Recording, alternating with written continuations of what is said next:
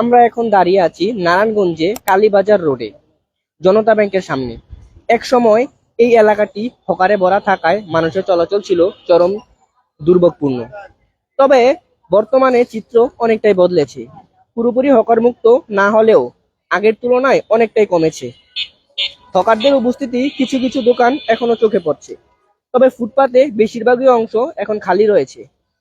ফলে পথচারীরা আগের তুলনায় অনেক স্বাচ্ছন্দ্যবোধ চলাচল করতে পারতেছে। একই সঙ্গে যানবাহন চলাচলেও এসেছে স্বাভাবিক গতি। স্থানীয়রা জানান, সিটি কর্পোরেশনের প্রশাসক সাখাওয়াত হোসেন খান নিজ উদ্যোগে অভিযান চালিয়ে এই এলাকাটি হকার সংখ্যা কমিয়েছে। তার এই উদ্যোগে আংশিক স্বস্তি এলাকায় ফিরে এসেছে জনসাধারণের মধ্যে। তবে এলাকাবাসীর দাবি, সম্পূর্ণভাবে হকার মুক্ত করতে নিয়মিত নজরদারির প্রয়োজন, যাতে এই ইতিবাচক পরিবর্তন স্থায়ী হয়। দর্শক, এই ছিল আজকের খবরাখবর। অন্য কোনো দিন অন্য কোনো খবর নিয়ে হাজির হয়ে যাব আমি, হাসান জয়। ততক্ষণ সবাই সুস্থ থাকবেন, ভালো থাকবেন। জেড টিভি অনলাইন লাইভ চ্যানেলের সাথে থাকবেন। আসসালামু আলাইকুম।